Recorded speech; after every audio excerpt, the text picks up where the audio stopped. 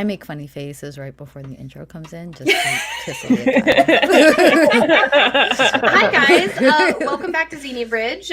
Really, really excited for this week's guest. I mean, I'm usually excited, but like Meryl and I have been friends for quite a while. Like we started our friendship, funnily enough, in the Hold of all places, just kind of randomly. Really? And yeah, and we've been working together professionally behind the scenes for quite some time. So I'm actually really, really excited to have you here because you are another one of my direct atheist allies. Like, we literally work together, and you forced me to let you pay me, which is unfortunate.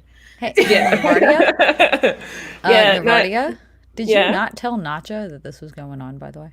Well, actually, to be honest with you, I completely forgot until I got a message this morning going, how are you going for this afternoon? Like tonight, I'm like, oh shit. Which is funny because we talked about it like a couple days ago and you remembered which bridge you told me to put in the thing. Yeah, exactly. I'm rubbing off on you too much, Aliakai. That's the problem. I'm rubbing off way too much on you. What are you talking about? I've always been this obsessively organized. It's not my fault the old channel didn't let me do that. Yeah, but it's like, oh shit, wait, what bridge? Like I'm rubbing off on you terribly. I mean, that's just ADHD. Like, let's face it. I think we make it worse with each other though. We're just like, what? Well, there's a threshold of ADHD that can be in a room before it just becomes a problem. No, before it becomes an actual like gravitational force of a black hole. Yeah. So, welcome, Nervardia. Do you want to give a quick introduction? Because I know you are mostly on, like, a lot of your fan base is from Australia, but I know that you've been growing fairly recently. You've almost hit 2,000 subs, and you hit monetization pretty recently, too. Yes. Yeah, no, it was really awesome to get that. Although there's some hiccups happening with getting the money because what they do is they post you something, like a little a pin, and I'm not entirely sure if they have my address, and I've been trying to give them my address, and it's like, just put in the pin. I was like, but I don't have the pin. I don't have a fucking pin, bitch. Okay, and trying to get in touch with anyone from YouTube to correct it just so I'm just anyway, so that's me. I do a lot of a lot of rooting for the underdog. So I do, like, for example, I've got a couple of videos on things like talking about people with disabilities, because I work with people who have a disability. I've done a video. And you taught me a few things about the language that you use for that, because like there's a sort of different vernacular that's used over here quite often, and so like that was a really interesting discussion. Yeah, no, it's sort of, there's a lot of things that, you could call us being woke or whatever, but language does hurt. Language does hurt, and there is damage done, just even in subtle things. Like, for example, I'm doing a video this week on why calling COVID-19 things like the Wuhan flu or whatever is actually a racist thing to do, and I will actually break down historically why the World Health Organization has changed its naming, like its disease nomenclature, because people do actually get harassed and attacked for because diseases have been associated with a particular group of people. So, for example, the Black Plague was thought that, they used to say that the Black Plague was maliciously being spread by the Jewish communities at the time. And so a whole heap of people were they were being attacked by mobs. So, and the Spanish flu is another, but that's probably the most brazen case, is the Spanish flu. Yeah, well, the Spanish, and one of the reasons why the Spanish flu is called the H1N1, 1918 H1N1 influenza pandemic, is because the Spanish flu didn't even start in Spain. No, it started in Kansas. Yeah, or one hypothesis is that it started in China as well. Like, So I don't think they have a definitive where exactly. But but it's likely to have started either in one of those things that started in a military base Yeah, it was Fort Riley, Kansas. Yeah. I actually have friends that are still stationed there. Fort Riley, Kansas. I just had to go through talking shit on someone who called it the China virus. Yeah. Well, we have. Or, I'm not going to say the slur, but the G flu. Oh. Is what he called it. And it was my ex-husband. Oh, well, yeah. Well, yeah, I love how everyone just went, I love her. We do need to do our opening question now that we've done a quick introduction. So Nervardia, this, as you know, this is primarily an allyship show, particularly to promote allyship between atheists and polytheists, but also just on social issues in general. What does allyship mean to you? Like, that's a really good place to start, because obviously your science communication work contains a lot of that too. Yeah, well, I think the whole idea of allyship is to basically just listen to people, talk to people, listen and actually accept what they're saying may be valid. Sometimes it's not. You know, a lot of people are like, oh, you know, blah, blah, blah, and it's horrible and stuff. And it's like, well, actually, the statistics show it doesn't exist and you're just building a straw man, or being like that. However, allyship, I think, is something is just to understand that the world is nuanced. And your opinions, your beliefs, your experiences are not universal.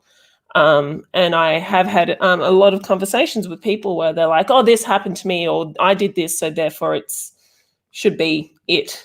That's yours. However, but on the same token, it's like, yeah, well, if it happened to you and you were able to do this, doesn't mean that everyone's been able to do it. So I think allyship is sort of learning to and accepting that your experiences are valid as well as other people's experiences, and even if they're diametrically opposed, somewhere in the middle, somewhere you can get you can agree with it or something. And I do think purity is also a bad thing, you know, so gatekeeping, purity. Yeah, that's stuff. So I think if we to be good allies with people, nuance, understand that not everyone is like two-dimensional. I mean, not our witness is two-dimensional, but that didn't take long. Something imaginary be two-dimensional? Pardon, what was that? Sorry? Oh, I said, can something imaginary be two-dimensional? Can we imagine in two dimensions? Oh, well, I don't know. Can we? So, okay, you guys ever heard a love song that's really, really good, or a breakup song that's really good and has absolutely, there's nowhere in your life that you can apply this, but that shit just hits you when you start making up imaginary people just to apply these songs to? Those are two-dimensional for me. Oh, yeah. The people I invent in my head that I haven't met yet because of music are two-dimensional for me. For those of you who are wondering why I called Not Joe Witness two-dimensional, is that he's just an avatar. And so I always suspected that. Yeah. Well, he's really easy to take places. Like, all you have to do is fold him up. Fold him up, put his little bass in the Just go. Yeah, just put on your purse. No wonder you stay with him so long. Okay. Nacho, we love you. Trust me, though, the paper cuts are really nasty. So, that wasn't even me that went there first. I'm just making a note. It was not me that went there first.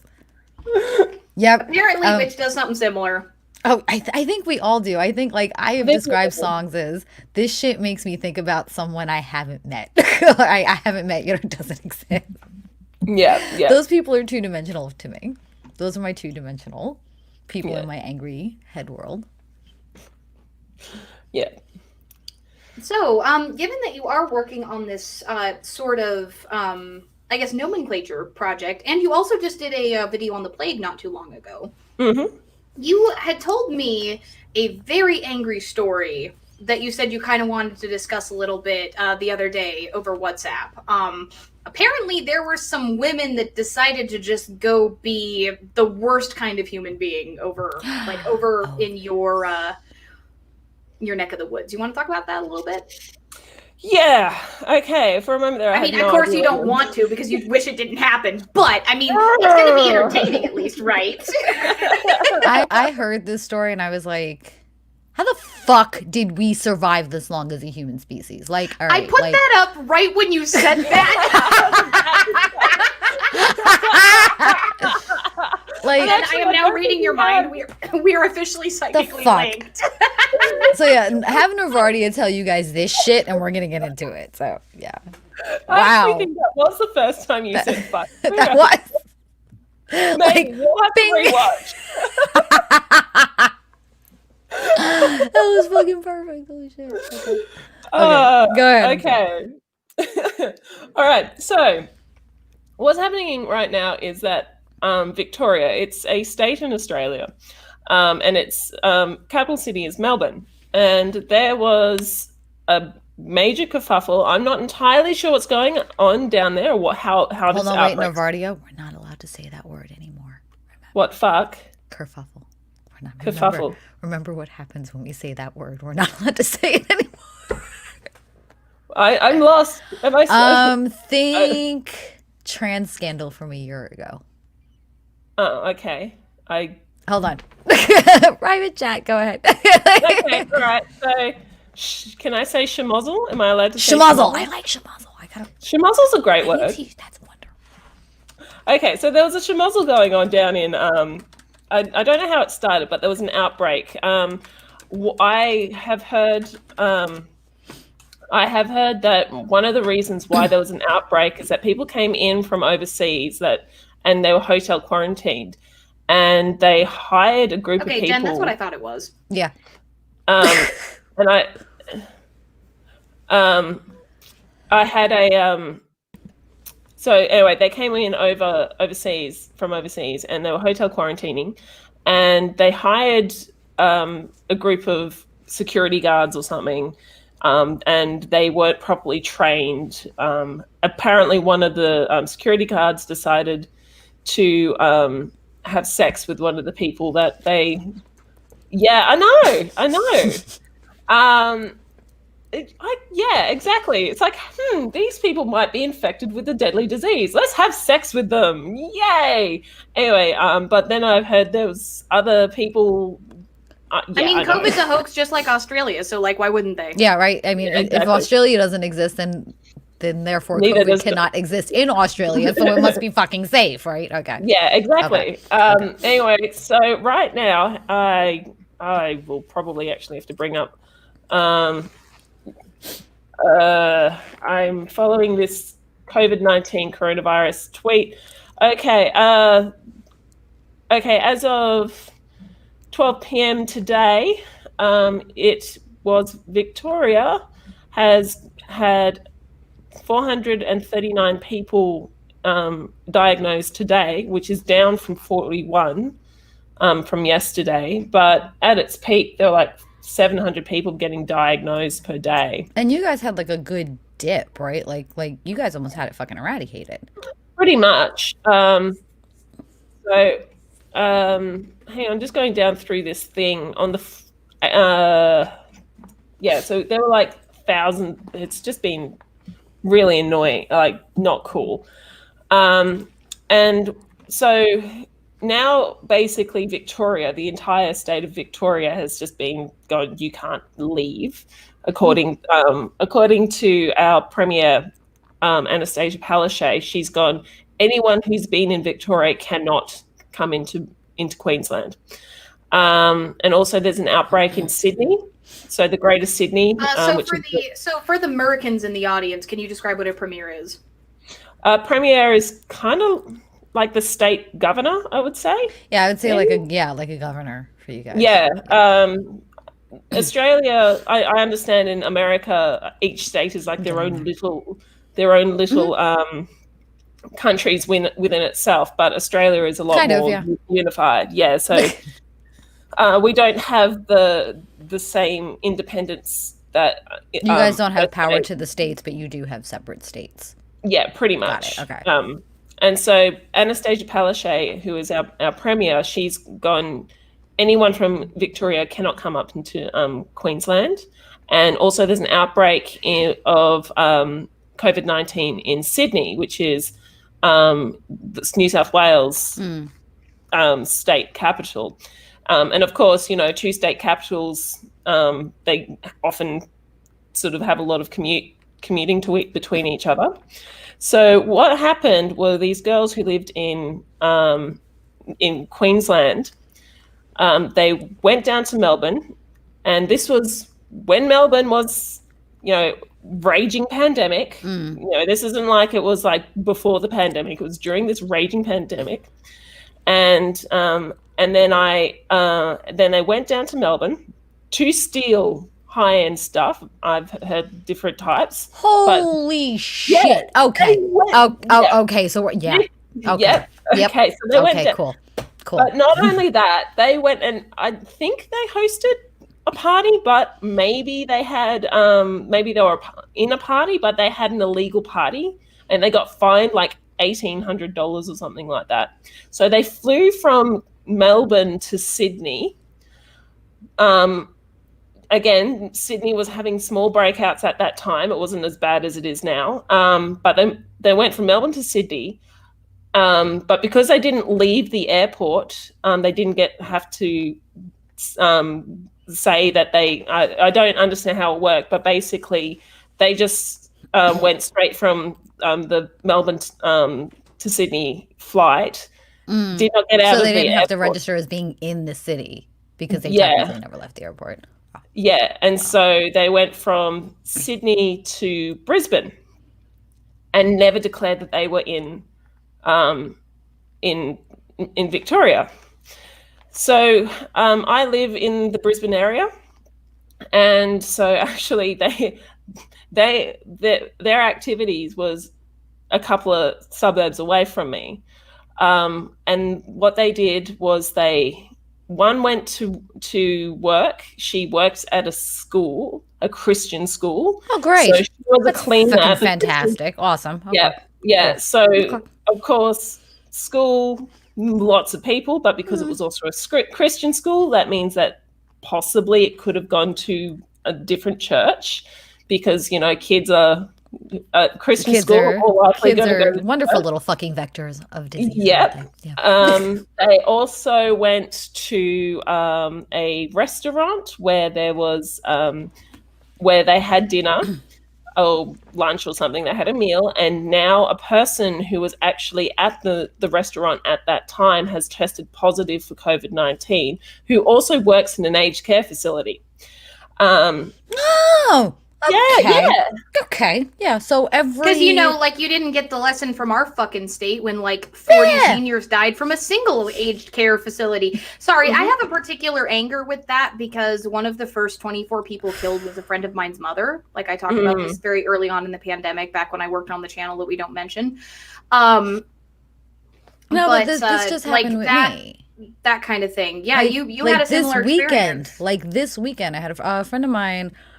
Was in the military with my ex-husband. Sort of my ex-husband. Kid was blown up overseas. Came home.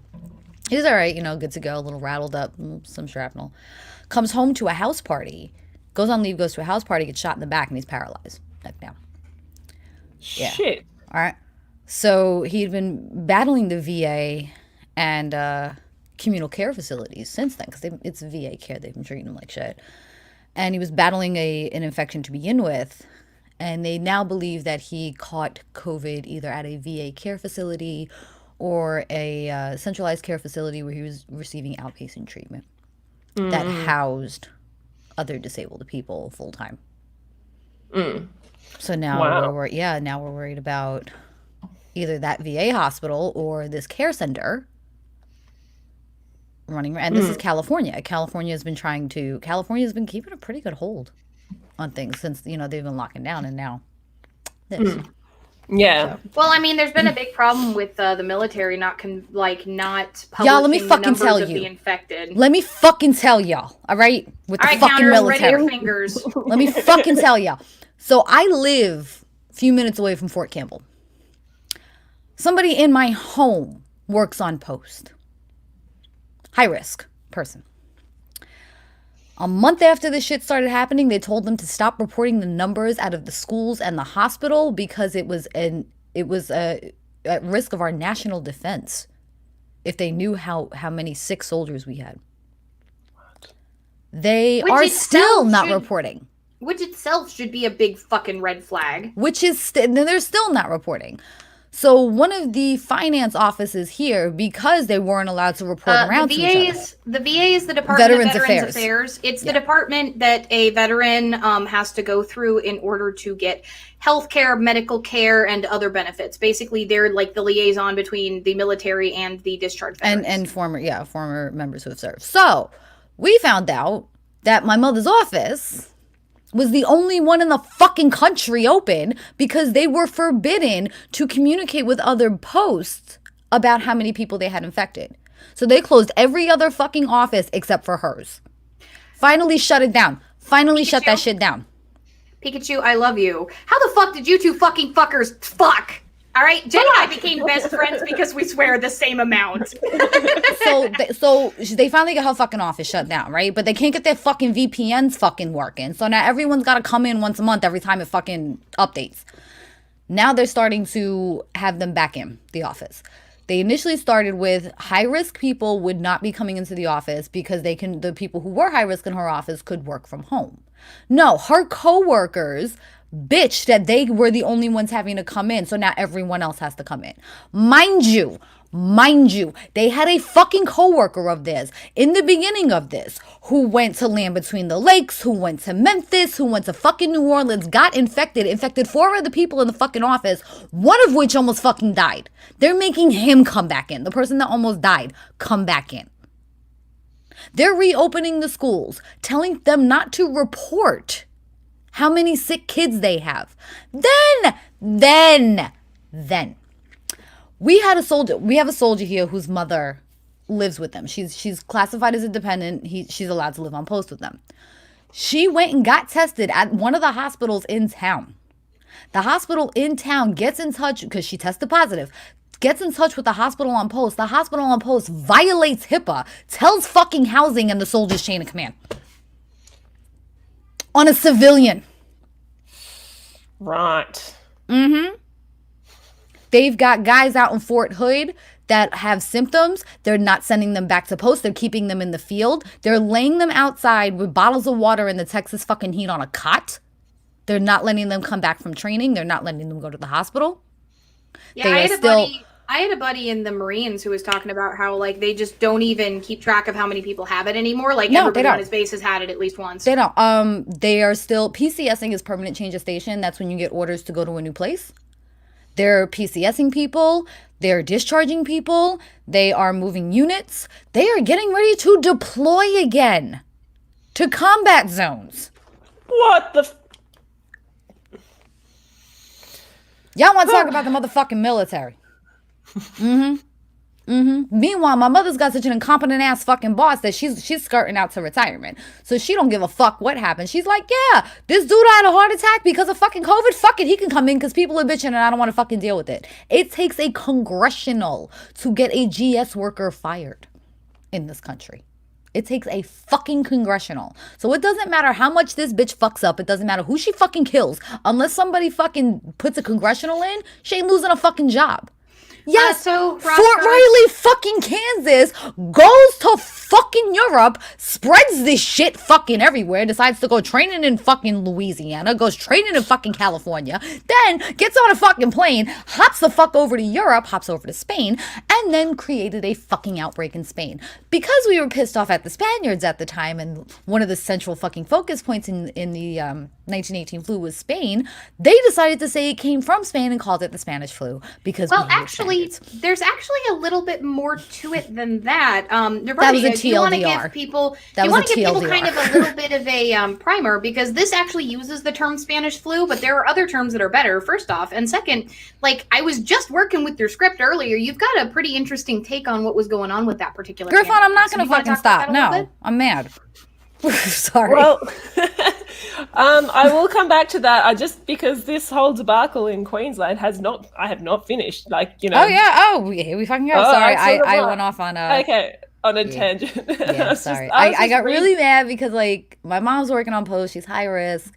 I'm worried about my kid. I just lost someone to COVID this weekend. Like, I'm sorry. that was cathartic, and thank you guys for dealing with it. Thank you. Hey, it's not like anything on my channel is ever going to be monetized. Like, it's just we deal with way too much controversial shit. That's so we why might I'm not as well at worried least about enjoy the mine. live streams. I'm not worried about monetizing mine. I'm like, they're gonna watch one fucking video and be like, nope, nope, Fuck this shit. no, bitch, you better get a fucking Patreon because it ain't fucking coming here. SBs, you missed last week. We broke 100 and kept on going. I think we broke 150 last week. I'm pretty sure we did. But then again, it was just the two of us and there was no guest there to mitigate our bullshit. So we just like, we also were talking about healthcare. Like, let's face it, you and I both have some fucking horror stories. Anyway, I had opened up for our guest to talk for a minute. Yeah. Thank you. Nervardia knows me though, and she's like, okay, Jen needs to get this out. Let's just let Jen get it out. To be fair, Mero knows both of us. I love you. Mero, I love you so much. Okay. Anyway, so but the main thing, and one of the things that she did, so going back about 15 minutes ago, I think. So going back to what I was saying is that the girl, she started showing symptoms of COVID-19, and she went to a doctor, I think it was on the Saturday, and her doctor said, you need to get tested. She went and got tested on the Monday. And then a few hours after the testing, so she went around, did her own thing. A few hours after getting the test, there was footage of her at Couch in which is like a cocktail bar in South Bank, and South Bank is like the tourist destination of Brisbane. Right. Every single person goes to South Bank. It is just like, it's one of those things that if you go into the city, you somehow almost end up inevitably in South Bank.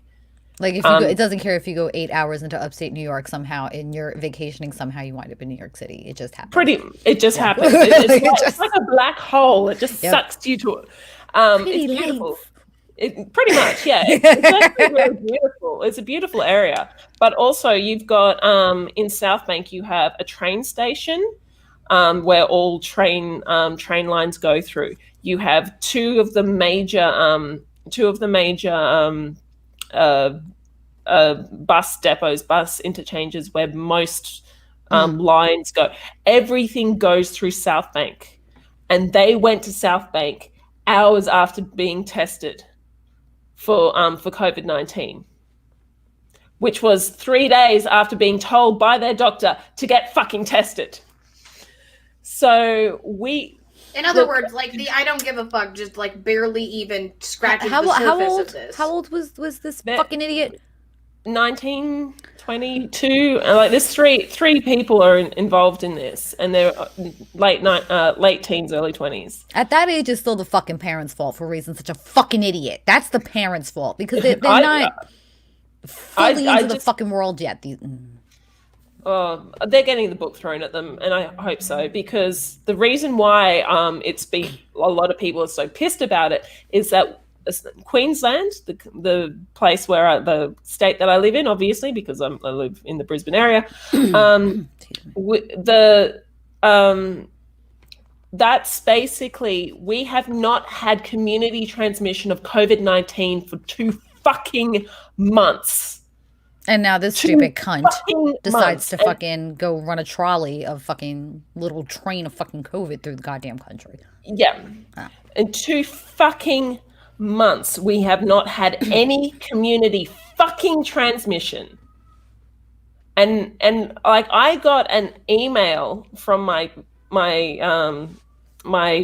gym going, yes, we've been able to reopen. So excellent. We're going to start. Yeah, we were able to reopen. Everything was basically back to the point of just social distance. That's basically social distance. Wear a mask, social distance. Yeah. Yeah, like everything was going back to normal. And I got an email from my gym going, okay, we're back open. We're now going to start charging you again. And then 2 or 3 days later, it came out that these pieces of shit decided to do that. And now Anastasia Palaszczuk's gone, no one from, if you've been in Victoria, you are not to come to Queensland. And she's also saying, if you live basically in Sydney, you cannot come to Queensland. She's just blocked off that because of the outbreaks. All because somebody decided to have sex with a person who was overseas came in from overseas from having COVID-19. Okay, like, one. I get getting a hotel for yourself for a few days and kind of just doing your thing. Because I'm a single parent. Trust, that is high on my fucking list after COVID, is to go to a random city, probably go see some friends, but spend the majority of my time in a hotel room by myself with room service and TV. That's just what I want to do for a weekend. Yeah, I don't understand the reasoning of going to another country to quarantine yourself. Like, why? Just stay the fuck home. Like, why? What? Every airline is allowing credits for like 2 years at this point. What? What? That's think one. There are. Jen I think there are. Stopped working. Yeah. People are fucking idiots. Okay. Yeah. It's just. I'm like. I just, why would you go to a foreign country when you have to quarantine probably the majority of your vacation in it? That's one. Two. Really, bitch? You couldn't keep your fucking pants on for 14 fucking days because some rando that you fucking hired is standing outside protecting you, and suddenly you feel he's just so manly that you gotta rip his fucking pants off and shove his cock down your throat? Like, really? This could not have been helped at all. You just were overcome. Careful. Yeah, it's just she's an idiot for doing it. And then you've got, is this the same person that went and stole shit? Is this the same one? No. Okay, so now we got a separate fucking idiot. Yeah. Okay. Going down to steal shit, go to illegal parties, circumnavigate quarantine rules, then come back up to this area, go spread their fucking germs, and then get told to get tested, not do it for 3 fucking days. And once they did actually get fucking tested, afterwards going to a center of the fucking city to get a fucking cocktail. That's the word I'm looking for. All right. Yeah, you can tell. They traveled, possibly being infected, knowing they could possibly be infected. Yeah, they didn't think that they were infected at the time, which fair enough. Cool. But, you don't know for 14 fucking days. So you go to another area to steal shit. Okay. So they no, Jen's still an atheist. Where did you get that idea? I'm a Hellenist. Probably my mouth. I mean, I think Jen has picked up the by gods and stuff like that from talking to me in Ocean too much. I've always said by the gods. I've always said gods damn it. I've always kind of made a play on words like that because I'm an atheist. So saying gods, which is in direct opposition of my beliefs, is just fucking funny when I'm cursing. Like, it works. That, and I'm a massive Game of Thrones fan, so I collected the slang from that. So she steals shit.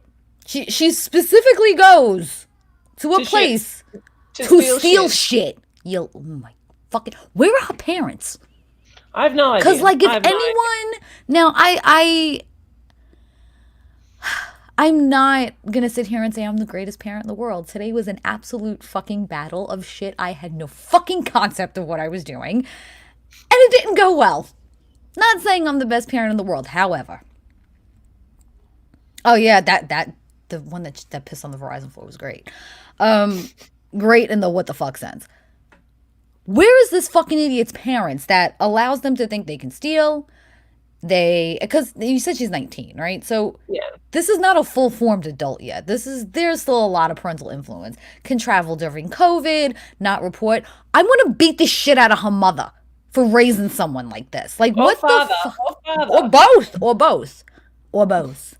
Because I guarantee you they're just as fucking entitled as that little fucking shit who needs to be charged with attempted fucking homicide. I'm at the point where anyone who goes out without a mask, who travels dangerously, who comes from a high infected area and does not properly report and doesn't take proper quarantining steps, I'm ready to start fucking charging people with attempted homicide. And if people die, manslaughter, homicide. I'm ready for this shit. I'm dying. Mm. I'm Yeah, like, I don't think you'll find too many people who disagree with you on that one. They're at least getting fined $4 grand. Marrow, like you don't live in America. There are many people. Her neighbors would probably disagree with her. Oh, I know for a fact. Yo, all right, so we got this bitch across the street, right? This is like the nosiest bitch in my fucking hood, right? This fucking cunt. She's the nosiest bitch in the hood. Like, when the tree fell on my power lines from that storm, she called the fire department before I did because she was outside not minding her fucking neck. Nosy. So in the beginning, right? I'm sitting outside with the kid. He's running around the yard. He's playing. He's doing his thing. And I'm watching this bitch, right? I see her with the neighbor's kids, and the kids are sitting in the same like little tykes. You know those little tykes things that could fit like 2 kids in the plastic, and they run around like Flintstones and drive the shit. 2 kids and one fucking little tyke just coughing all the fuck over each other, just all fucking over each other. The kids are running back and forth with the parents, but the parents are maintaining 6 feet of distance. Not a mask. A week later, I see 4 people pull up in front of her house to pick up whatever in the fuck she was selling, and they all stood outside right on top of each other for half an hour, bullshitting with each other. My neighbor would be in jail, and quite frankly, that fucking bitch, it would be welcome. That little... Be nice, Jen. Be nice, Jen. The chick that lives next door to her. They had to put up a privacy fence because her kid would go run over into the backyard next door and like press her face up against the window. And whenever the neighbor wanted to know something, if she didn't answer the front door, she'd come around to the back door and knock on the fucking door and tell her she knew she was home. Like, she had to put up a privacy fence. If the zombie apocalypse ever fucking hits, that's whose house I'm taking over first. I'm waiting for that bitch to turn. I'm going to stab her in the fucking head during the zombie apocalypse, and I'm taking her fucking house first. In Minecraft. In Minecraft. Just on fucking principle. All right? Just on principle. The one next to me over here, she's cool. I like her. She's good people. So, we actually got a statement earlier that I had put up from Hrothgar's Own that I kind of opened up the conversation to, but we hadn't finished the COVID story yet. Hrothgar's Own talked about the Spanish flu, and... Again, in your upcoming video, which we had talked about potentially kind of previewing a little bit, you had talked about why calling it the Spanish flu is not necessarily the best idea, and it was a slightly different take than the one that Jen has. So I would like to, if you're up for it, kind of explore that a little bit, to give people a little bit of a teaser of the info in this video. Well, the Spanish flu, a lot of the reasons why they want to get away from geographical areas is that new information might come out. And as I was saying earlier, that if you associate a disease with a group of people, then it can cause damage. It does actually cause damage, as we've seen. There's been a massive increase of attacks against people who are of Asian descent. And with the Spanish flu, new information has come out to say that it's not actually from Spain. So, information changes. So things can change. So it for just continuity sakes, and for things can change and information can change. Well, part of the big thing was that, like, for example, you brought up that in England and in America, like, press was not allowed to report on the flu outbreak in the troops. But in Spain, they were neutral, so nobody gave a fuck. Yeah, so they reported on it freely to, save their own citizens' lives. And so there was reporting in Spain, but people didn't realize how big it was in America because of the war. Yeah, so it was to undermine, if you said that it would undermine the war effort. So not just the Allied forces suppressed that from the press. the Germans did it as well. So out of nowhere, but because Spain was neutral, they were free to report on it, and so therefore it was like all of a sudden a flu just appeared in Spain, and therefore, but that's not how it happened. It started somewhere else, either in China or America. In Kansas, yeah. There's a big point, because I think patient 0 was in Kansas, is why they want to, and patient 0 hadn't had any exposure to anyone outside of the country. Patient 0 had been on post on the base, so they were trying to figure out where he may have contracted this from.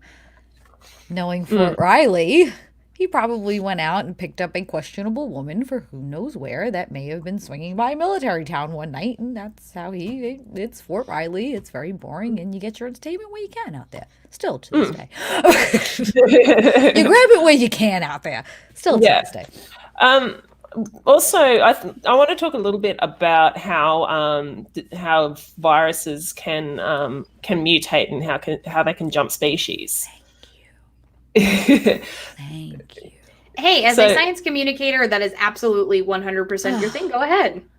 Okay, so just to backtrack real quick, the government is still handling pandemics like that. When they deployed the guys here to, I can't remember what country, but it was to help with the Ebola outbreak. They actually deployed units from this most recent outbreak to come and help, and they were told if any of our soldiers contracted Ebola from helping to treat these people, they were not to tell the press.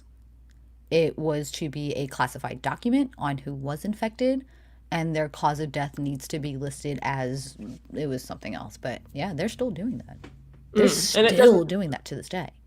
It doesn't surprise me, because diseases, as we've discovered, are scary. And with things like Ebola, and I want to also talk a little bit about why Ebola. I don't mention this in the video. But I will talk a little bit about why something like Ebola is why naming it was something bad. But that doesn't surprise me, because Ebola is not very easily transmitted. It's fluid to fluid contact, unlike COVID-19 or the N1. We've all seen the military PPE. It's not the best. They cut corners left and right. I remember when the guys that I knew were in Afghanistan, the medics that I knew were treating wounded people. They were working with cut gloves. They were working with no face mask. They were working with no eye pro. And they were handling open wounds. They were handling infectious diseases. It was one of the campaigns was a Hearts and Mind campaign. So they were helping people of the community, and a lot of that time it was medical attention. They didn't have proper gloves. They didn't have proper masks. They didn't have eye pro. They didn't have gowns. So they would, these people would cough and they would bleed all over them, and then they would take whatever fluids that were on their uniforms, usually of which they didn't have enough of, so they had to make them stretch, bring them back to the guys, and then have to sit in these uniforms after treating people. So somebody contracting Ebola while being over in Africa to help treat it was a very real possibility. Especially when it came down to our guys. Anyway, so basically, I'll please let me know if I'm starting to talk sciences. Sometimes I have to, but okay. So basically, what happens is a disease, a virus, for example, will every species has its version of the flu, like cat flu, swine flu, bird flu, whatever. Every species has it. But the reason why it doesn't jump from one species to another is because the receptor proteins, which are a bit like the lock and key, or maybe if you want to go doorman kind of thing, like they don't match. So basically, these receptor proteins go, oh, I recognize you as being okay to enter the cell, so here I'll open up. And then the virus gets into the cell and starts and hijacks the cell's machinery to start producing the RNA or the DNA, depending on the type of virus. And then after a while, depending on the type of virus, it will produce a lot of the viral DNA or RNA to the point where the cell gets overloaded and either lyses or explodes. Or the other one is it just slowly globs off the cell, and the cell just starts to shrink in, and then eventually it will die. So you've got either one where it just goes boom, or one where it just sort of just globs off. Yeah. Yeah. It collapses in on itself and kind of suffocates, I guess. Yeah, pretty much. Yeah, it just runs out of cell to glob off because when the virus leaves the cell, it takes a lot of the lipid membrane. Mm-hmm. That's why you have encapsulated viruses, because they leave the cell and take some of the cell's wall with it, which is the protection for the cell, right? Is the lipids in the wall with it. Yeah. So sometimes what happens is that a virus will mutate, and it will go into the cell. So, for example, with swine flu, it goes, somebody's picked up the virus and it's mutated to the point where the cell, it's able to go to the locking key, and it's been able to go, hey, let me in, and the receptor protein goes, oh yeah, you're fine, and you lets in. And if that person also has a flu, and I think it was the F1 flu type, I can't remember. This is a few years ago when any flu. There's different types of like H1N1 flus, and I can't remember if swine flu was like N1 or F1 or something. I can't remember. It's a particular type of virus. If that person also is infected with that particular type of virus, the viruses can come in and combine and they're using the same machinery in the cell, and they can combine to make it susceptible for the they basically get together, work together, and make themselves stronger and more virulent. A virus allyship. Pretty much, yeah. and that's and then except it's kind of more by accident, because they're both using the same mechanisms and like being there, and it's kind of more that the cell is trying to reproduce DNA, or the RNA in this case, which, it's only used to reproducing its own. So if it's trying to reproduce both of the viruses at the same time, that stuff could get mixed up.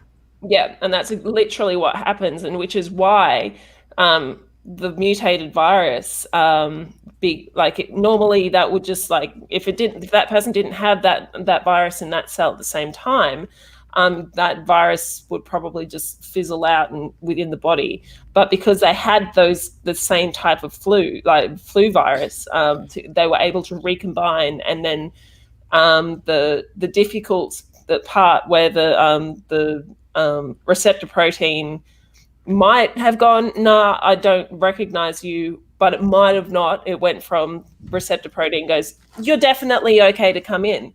When before, if it was just the plain virus, it would have been not as virulent. So that's why zoonotic viruses, that's one of the reasons why they cross the barrier between animal and human. So with COVID, it would have to be, because we now know it was transferred from animal to human, or we don't know, but this is a hypothesis that we don't know which animals yet. We think maybe bats to pangolins to humans. But they're also looking into another possibility. Patient 0 in China was actually a 70-year-old man who lived quite a few miles from the market and had no kind of outside contact with anyone from the market, and he was patient 0. So they're trying to figure out how he was patient 0 when he had absolutely no contact with the market, barely went outside. He was a 70-year-old man with Alzheimer's. It could have possibly been an animal around his home that could have transferred over too. So what you're saying is, we'll go with the bat pangolin theory, because that's part of the reason that they have that, though, is that the viral DNA looks like it's very well related to that of bats, to a bat. And bats and pangolins are known to have stuff jump between them because they have similar respiratory structures. And I believe some of the makeup of the virus actually was similar to viruses that pangolins also have as well. So somebody handles an infected bat. The bat transfers this virus. This person at the same time has to have a similar coronavirus in order for them to link up and cross the barrier, is what you're saying. Yeah. Okay, Yeah. so it was, bat had a form of COVID-19, person has a common cold, coronavirus. Yeah. Blend them together, boom, we have the human one. Yeah, basically. Okay. That's basically it. Hairplace from the chat has a question for you, Nervardia. Okay. Isn't animal to humans how the bubonic plague spread to humanity? Yes, that is. The difference between viruses and the COVID-19 and the bubonic plague is that the bubonic plague is actually spread by bacteria. Which don't hijack the cells for their reproduction, though they might eat them. Yes. I'm sorry, Nervardia, go ahead. Well, the thing is with I did a big last week, was it? No, the week before last, I did a video on the bubonic plague. But with Y. pestis or Yersinia pestis, it was able to suppress the immune system. Like, it had a whole heap of virulence factors, and where it was able to suppress the immune system. It also infected the killer T cells, if I'm correct. It was the white blood cells or T cells. I did. It was either white blood cells or T cells. Well, I'm pretty sure it was the T cells that you mentioned. It was the T cells. The killer T cells are infected by HIV, which is yes. Yeah. So I think it was. Well, yeah, and you talked about the research that shows that some people have a genetic quirk that may make them resistant to HIV because of the fact that they were genetically resistant to bubonic plague. I am actually looking into being tested to see if I am one of those variants, because my family, we have a very specific haplogroup, and literally no one in the family died from bubonic plague. So wow. I'm looking into how I can get tested to see if I have the variant for HIV blocking receptors, so that my blood or whatever, my T cells, whatever they need from me, can be used to formulate a vaccine, formulate medication for HIV patients. Yeah. I also wanted to touch on Griffon. No, it was not confirmed that COVID-19 came from bats. This is one hypothesis in many. Yeah. It's just the current most likely hypothesis because of the genetic similarity of this particular virus to other viruses that have been recorded in bats and that have been studied from bats. It's also similar enough to the original SARS, which did come from bats.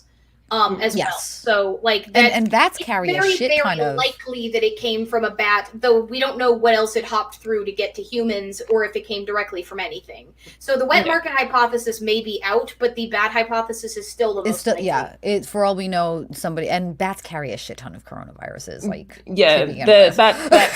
bats are pretty dirty animals. Like, they're very important though, ecologically speaking. They're incredibly important. And they're some of the nicest animals, but they carry a lot of diseases that are very genetically similar to human diseases.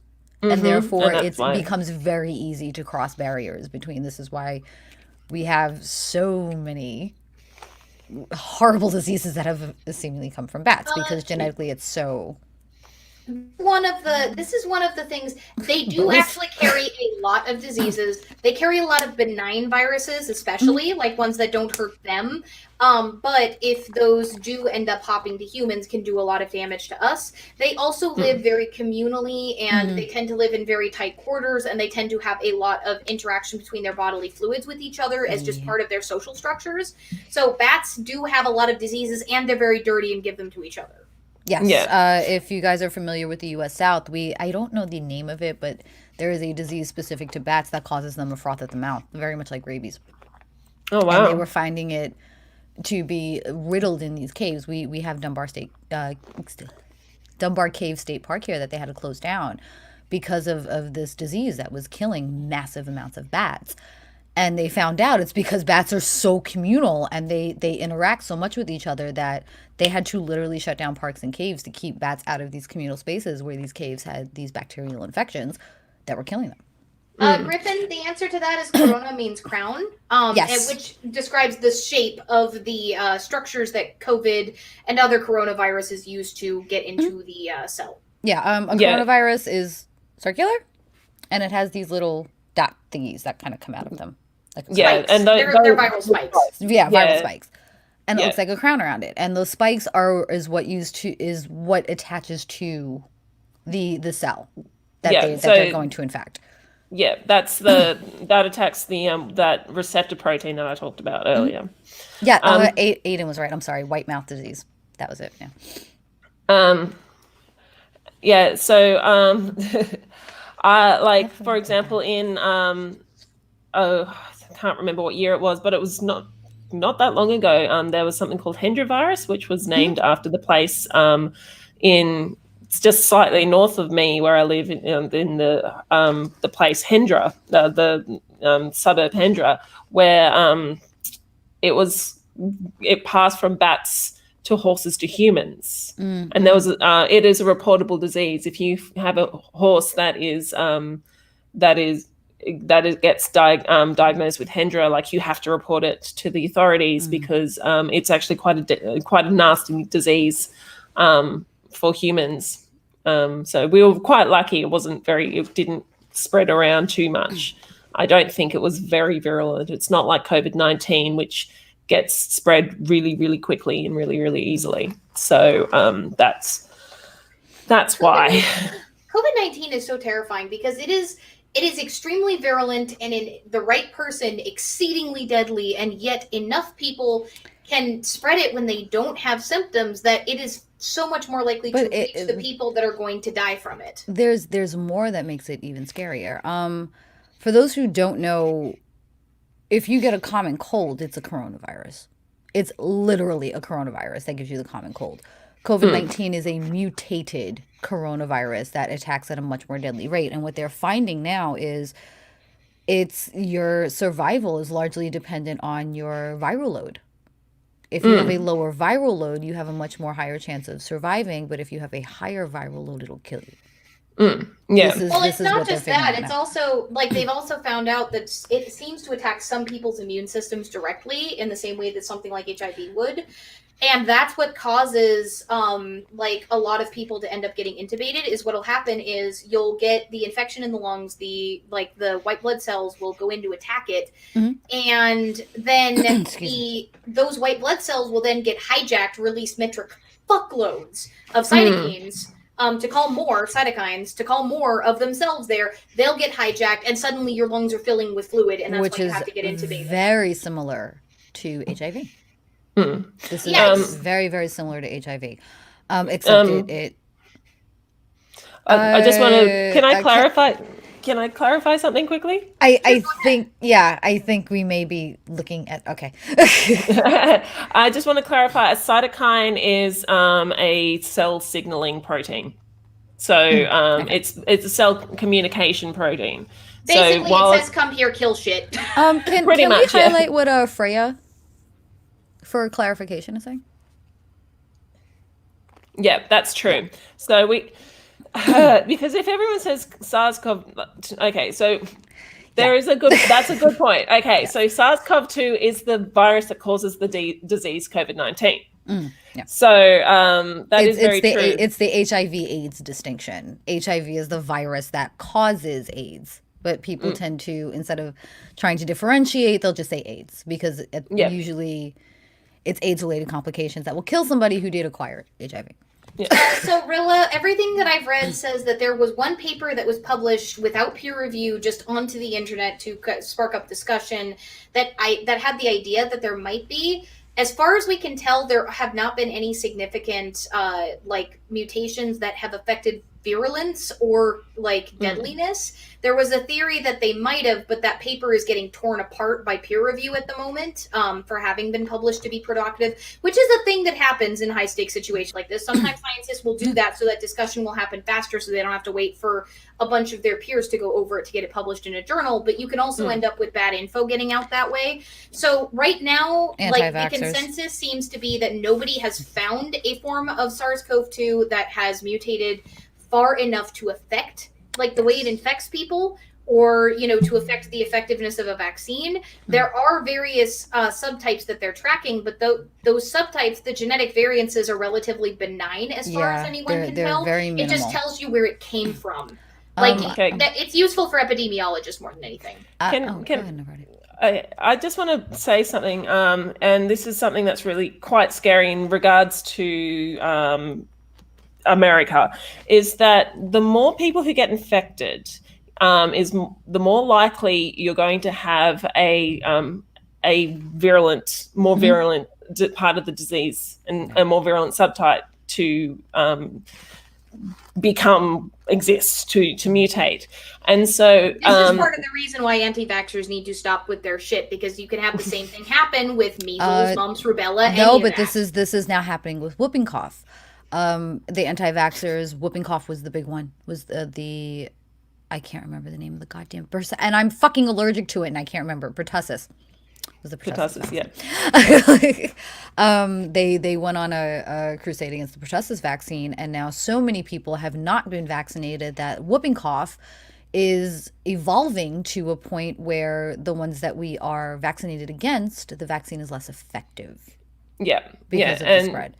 But to touch, I'm sorry, Nervardia, but to touch on the coronavirus thing, it's literally, it probably transmitted to where somebody may have had a common cold and handled a bat that had this coronavirus, and like you said, mixed up with the common cold, the literal common cold that all of us bitch about every fucking year, linked up with a common cold, and this is what caused it to cross over from animal to human.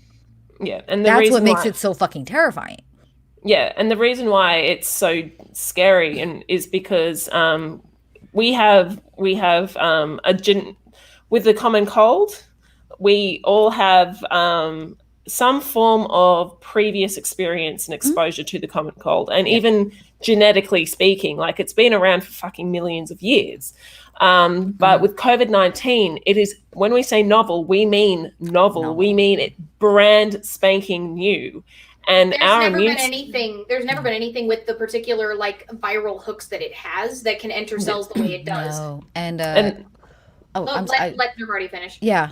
Because I have a question for you about this. Okay. and that is why it's spread so quickly and easily, is that the common flu or whatever, it's people do die from the flu. I'm not taking that away from the fact that but it's not the fucking flu.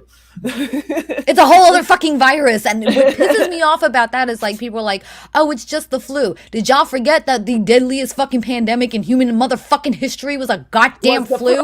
Was a fucking flu, you fucking walnut? Like, what the fuck are you? Okay. 1/3 of the world's population in 1918 ended up contracting the 1918 H1N1 influenza virus. It's just the flu. Influenza. Bitch, the last time it was just the flu, it killed half the fucking population. What the fuck is wrong? God, all right, I fucking hate living in the South. So I was speaking to my son's pediatrician, and mind you, this was a few months back, very early on in the pandemic. And she was saying that they were coming out with they were finding that it may not be as severe in children, because children are so exposed to so many coronaviruses as, being in school and being around other children, that they may have built up some kind of immunity to SARS-CoV-2. I don't know if that's still valid. But the strain that was out then had some similarities to the common cold and the other coronaviruses that kids are like licking each other and picking up once a fucking week in school. Trust me. Trust me. My kid's always got something when he was in school. Yeah. And they were wondering if that built some kind of immunity.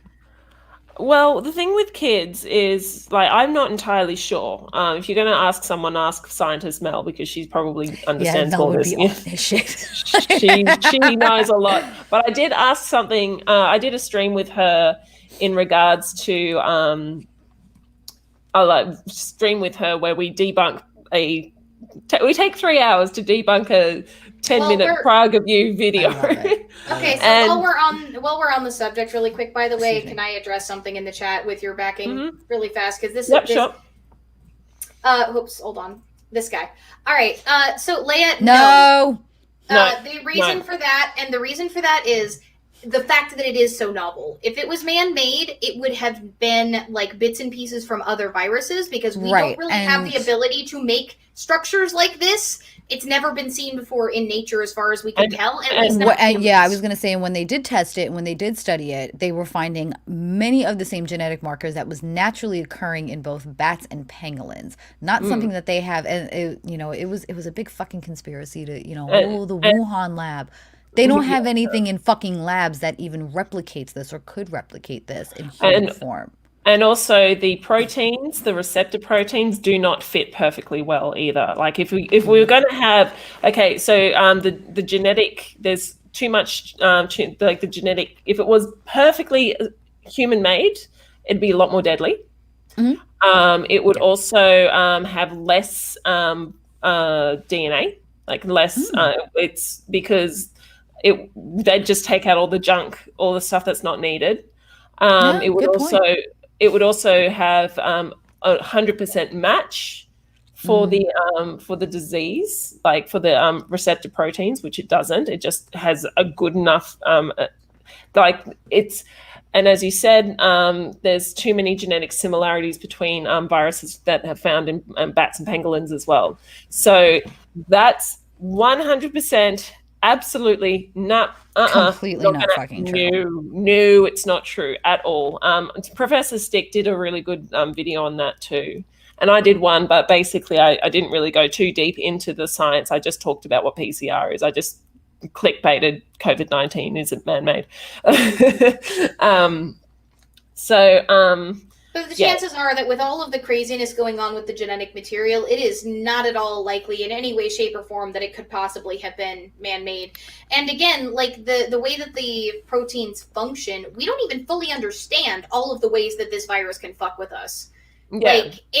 You would not see so many different ways in which it harms us that took so long to discover if it were man-made as well. It would have a very, very direct path. I want to address, I just saw this. Felipe, do humans make viruses as weapons? It's being studied. I don't know if there was a time in history where it has been. Rift Valley fever virus, Ebola, encephalitis viruses, and Marburg viruses, and variola and yellow fever viruses have actually been found to be able to be made into biological weapons and spread across a community.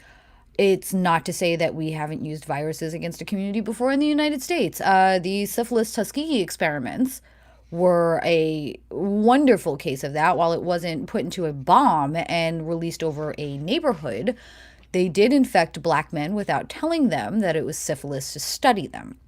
This was primarily located to the black community and black community only. They have released not weapons, but other, I don't know if it was bacteria or, smallpox blankets to natives. They gave smallpox blankets to natives. This was also common in many other medieval times. They would catapult plague corpses into cities that were currently being walled off. Avion made another great point. Anthrax. I lived in New York I was actually working at NBC when they received the anthrax envelope, which was fucking fine because Cipro tablets suck, let me tell y'all. Those are like fucking horse pills. Anthrax. We need to let Mero talk because Mero's going to get in. We do. I'm sorry. I'm reading the side and I'm like, fuck. Yeah, no. Biological warfare has been around for as long as microbes have been around. So and disease, it's biological warfare has been around forever. But we have. All right, this is going to sound all clickbaity and but we do actually use viruses as a weapon against microbes. They are using, there are things called phago. I was about to say, this is done in curing meats and stuff. Like deli meats have viruses that are put into them to kill off microbes and such in them. And they're fucking delicious. So you've got things called phages. And these types of, these are viruses that only specifically attack certain microbes.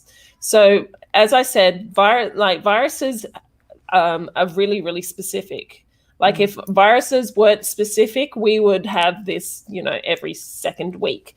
Like there would be something new literally every fucking literally week. all the time. We would not be able to survive as a species. So viruses are very specific, and there are certain viruses that what they will do is if somebody has a disease such as MRSA, which is methicillin-resistant Staphylococcus aureus, which is one of the microbes that is a superbug, and it won't respond to any antibiotics. So what they do is, what they're trialing right now is injecting a person with these phages. The receptor proteins that are used by the viruses do not exist in humans, and because MRSA is so far removed from humans in the evolutionary tree, because the closer a species is in the evolutionary tree, the more likely they're going to have zoonotic diseases. Yes. Which is why gorillas. You can't, if you want to go and look at the gorillas in the wild, you have to stand a long way away, because if you have something like the common cold, and you can, the same thing can happen from us to them, as zoonotic disease can go from. You can sneeze on a gorilla and give them a disease that they may not be able to fight off. Exactly. Wiping out an entire fucking tribe. Yeah, exactly. So what happened is, what they'll do is they'll inject these people with this phage, this virus that will attack the MRSA. And so the MRSA has to make a decision, not that evolution actually makes decisions, but it has to go, okay, I need to try and, I'm getting attacked by this virus, but also it has to weigh up whether the antibiotic, it kills off, because the virus with the. Why am I saying sorry? Why are you saying sorry? The virus is basically goes, I have to choose between protecting myself from the virus or protecting myself from the antibiotic, because it's kind of like a balance. And so what they'll do is they'll use the phages, which will destroy the MRSA. And then they will back it up with, follow it up with an antibiotic as well. And because viruses are not bacteria, they don't get attacked. They don't get affected by antibiotics. Mm-hmm. So it's like a 1-2 punch against the MRSA. And there's some really promising research into that. I believe someone pointed out that they're looking into using this method towards SARS-CoV-2, COVID-19 as well. Wow. I mean, we've all gotten the cold and we've been like, fuck, and there's nothing that they can give you. This is why they're having such a hard time with the coronavirus. Is it's not like the flu. There is no Tamiflu for a coronavirus. No, it's a completely type. It's so very early on in the pandemic, when it first came here, they tried to give my husband Tamiflu, and it made him so incredibly sick. Tamiflu makes me sick to begin with. I'm like, I don't even bother taking that shit because I feel sicker taking that. Well, because what it does is it can destroy your body's cells and damage your body's cells alongside the virus. It's not very discriminate. No, it's basically like a carpet bomb. But this is why COVID-19 is so hard to throw medication at, because it's a virus. Yeah, it's a virus. They had to really hard. They had to give me steroids when I had it because my lungs filled up with fluid so fast. They were worried they were going to have to intubate me, so they ended up giving me steroids, even though you're generally not supposed to do that because they can suppress your immune system apparently. Right. But they did that because my lungs got so bad so fast because I'm really prone to pneumonia, and COVID causes SARS-CoV-2 causes viral pneumonia, which is not very much fun at all. No. And there is actually a lot of promising research going into when you give people steroids, because steroids are an anti-inflammatory kind of thing. And so remember when we talked a little bit about cytokines? They're the viral, your immune system going, hey, let's help me out here. Hey, I'm in trouble. Yeah, they cause inflammation, and often problems with with inflammation can be worse. Yes. Because the whole idea with inflammation is getting lots of heat to apply to somewhere. So that's why you have a temperature. When you have a temperature and it gets really, really high, it's because proteins start to denature, which basically means that proteins start to unravel at a certain temperature. And it depends on how stable the protein is, blah, blah, blah. But as a general rule, if it's within the body and it's above 40 degrees Celsius or approximately 104 degrees Fahrenheit, because they start to die, yeah. So that's why 40-degree temperatures are really scary, and you should go straight to a hospital because your body's proteins are starting to unravel. So that's like 104 and up for all of the Americans out there. Yeah. Which is actually I would err on the side of caution and say anything over 103. 103 is my marker. They told me at my hospital they would not actually let him in at 103. It wasn't until he hit 104 that they let him in. And I control his temperature. I hit the marker at 102, 103 is my okay. I can't handle this at home. I did not say that steroids were the cure. What I said was they gave me steroids to keep my lungs open when I had COVID. Yeah, because I did have it in March. It was either March or April. I'd have to go look because I put up a Twitter timeline. It was April. It was April. It was April. Yeah. Then hubby got it at the end of March because I remember he got it at the end of March. You got it at the beginning of April. But I put up a Twitter timeline to show how different our symptoms were because my husband brought it home from work. There were very public cases at his job. They, one of them worked in his area. They told him that they had cleaned his area and that it should be safe, but it wasn't. And he came home along with like 8 other people that was working in his area. And within about a week and a half, he started showing symptoms. He had a fever above 103 for over a week. It hit 104.2. We took him into the hospital. They got his fever down. But then when I got it, my lungs got so bad so fast. I had a disease specialist who would call me a couple times a week, and I had a nurse who called me almost every day. And they ended up giving me steroids because of how bad my lungs got. But when I ended up in the hospital, it was for an entirely different reason. There seems to be this bizarre side effect or this bizarre symptom that they're not really sure where it comes from, but it seems to be linked to having an autoimmune disorder where you get fizzing pain. So kind of like the sort of aches you get from colds, but this is like, and sort of almost like an electric shot. It can shoot down your legs or in your arms. Like I was going to bed at night and sometimes mid-afternoon just in like agony, I would wake up crying and my partner would have to get me medication for it. Eventually I got permission to take ibuprofen because originally they were saying don't take ibuprofen. They were weird about that one. Yeah. Everything was anti-seizure. But this is very early. This is very, very early on. We didn't know a lot about it yet. But that pain got really concentrated in one of my legs. And so they were like, shit, you might have, like, we just found out that there's clots. You've been stuck in bed for 3 weeks now. Oh, yeah.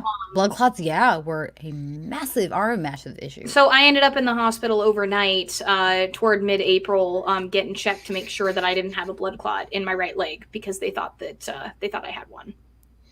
But yeah, I did actually get it. My husband and I both tested positive. This was a very public thing. I talked about it on the channel that I used to work on. It was a nightmare. I will tell you, you do not want this shit. Like if what I had was a mild case, quote unquote, which I never even got a fever, funnily enough. Like they wouldn't have known. I didn't get a fever. When I started showing symptoms and I'm like, they keep telling me not until I have a fever, you were like, fuck that, fight it, because I never got one. Yeah, I never got a fever. My husband and I had radically different symptoms. I had wet coughs. I had like hardcore pneumonia, but I actually was coughing up stuff, whereas my husband had a dry one. He got the wicked fucking fever. I got the pain. You would not know that we had the same disease, but I tested positive. Like I went in for testing and they tested me like that because my husband had tested positive. And so the telltale sign, the one thing that we both definitely had in common was a loss of sense of smell and taste. So everything tasted like ashes. Talk about the differences. New York City got hit hard. Hard. What they are now finding is that New York City, the virus did mutate. They have what's called a European strand and they have what's called an Asian strand. The cases that were coming in from California were from China, and the cases that were coming in from New York were from a European origin. I lost 6 people within a span of 3-4 months. Oh, fuck. Every one of them had different symptoms on their autopsies. Lung fluid, brain swelling, heart swelling. Some had them, some didn't. The people that I knew were actually some of the early cases of studying how it affects the body. And this is what makes COVID-19 so fucking scary, is that they don't know how it's going to hit somebody's body. Well, Kidneys, and some keep in people had mind, inflamed kidneys. Some people had lung fluid. Some people didn't have lung fluid at all. some people get it in their digestive tracts. Like my downstairs renter, we're pretty sure that he got it, but it never hit his respiratory system. He ate it and he got violently ill. But again, loss of sense of smell and taste. But that's what happened with one of my friends. One of my friends was breathing fine. Was sitting up in their hospital bed. Granted, they still had oxygen on them because this was early on. They were just eventually waiting for it to hit his lungs. He was sitting up in bed on his phone 2 days before he died. And it was sudden because they weren't paying, it enlarged his heart. And they weren't paying attention to the heart because they did not know about this at the time. They were concentrating on his lungs. And he was sitting there and his heart is enlarging. And he was saying, the chest pain kept growing, but he was able to sit up. He was able to breathe. He was able to eat. He was able to be on his phone until the last 2 days. I believe he slipped into a coma the last 2 days. Oh, shit. The reason why everyone's having such bizarre symptoms, like looking at this disease, I can see why people are going, this is man-made, like this is human-made, because it is so weird, and its way of transmission is bizarre because the length of asymptomatic spread is extremely long, stupidly long. Super like long. It's usually it's 2 to 3 days. This is like up to 2 weeks. Yeah. So that's number one, is really, really weird. And number two is it is systemic. And the reason why it's systemic is the protein, the receptor protein that attacks is on the surface of almost every single cell in your body. Yeah. So that's why everyone's getting all of these huge variations. You have neurological disorders, you've got heart enlargements, brain kidneys, swelling, kidneys, liver, strokes. People are coming out with blood clots.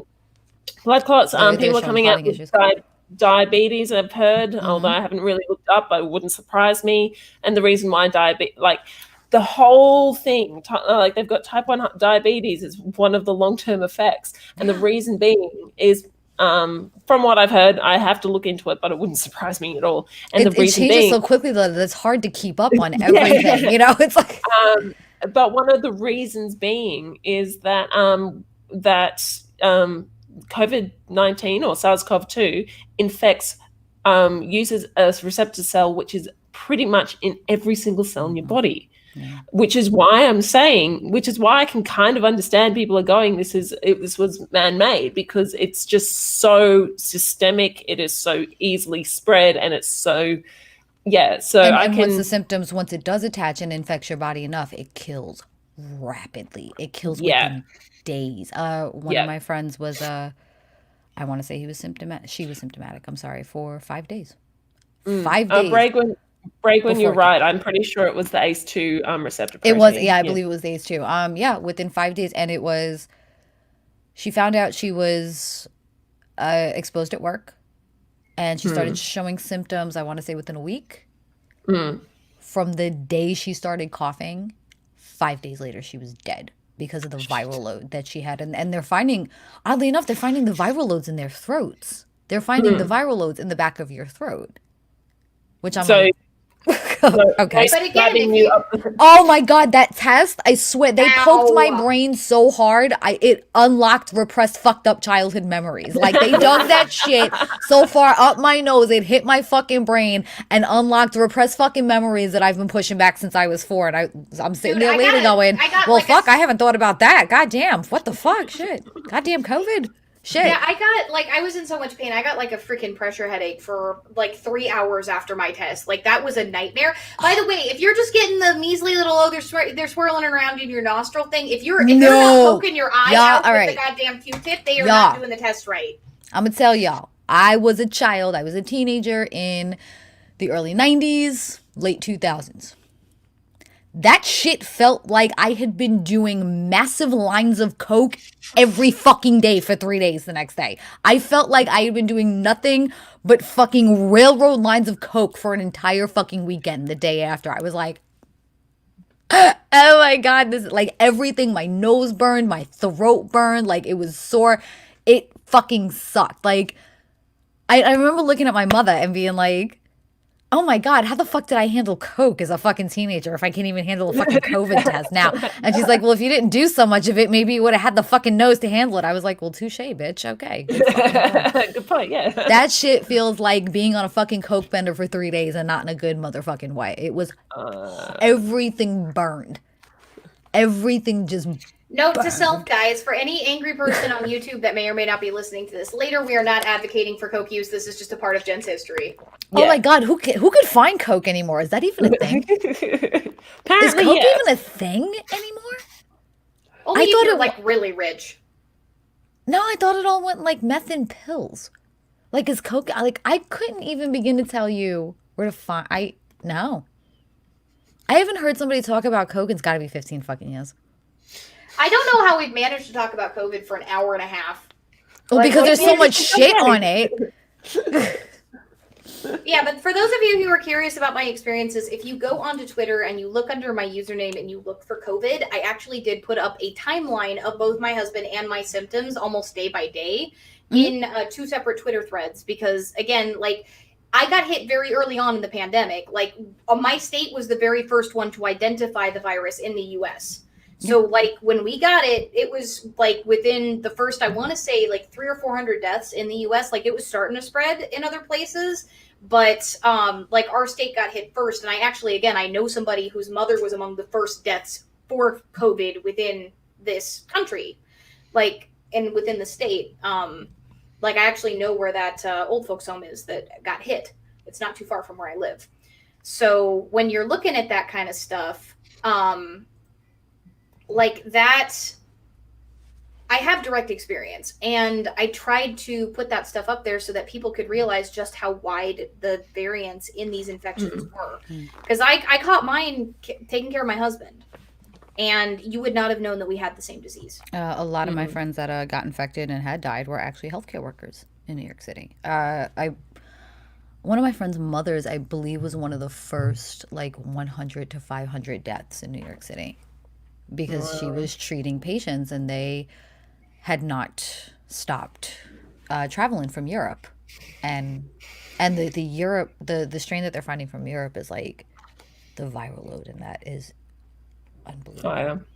It's and that's now the one that's working down the eastern seaboard and moving into the middle of the country to where the strain that they have found from China is the one that's coming into California and the West Coast and is now moving into the southeast or southwest. So we've got 2 different strains that are getting ready to meet. What do you think is going to happen then? Yeah, which is Especially what with I all was the kids mentioning. in school and the mutations with the virus hopping from fucking person to person because Which is and is why I was like, hey, can you just stop? Just stop, please. Just everyone, And just then- stay at home for 6 weeks. Nervardia, you could probably confirm this with me. A virus is going to mutate in whatever way to survive in the host that it has. Yeah. So what's it going to do? It's not affecting kids now, but it's going to mutate to adapt to a child's immune system and adapt to a child's cells to infect children to keep itself alive. Evolution is evolution. Survival of the fittest is survival of the fittest, you know? Kids are gonna get it anyway. I think the reason why kids don't get it so hard is because their cells aren't as old.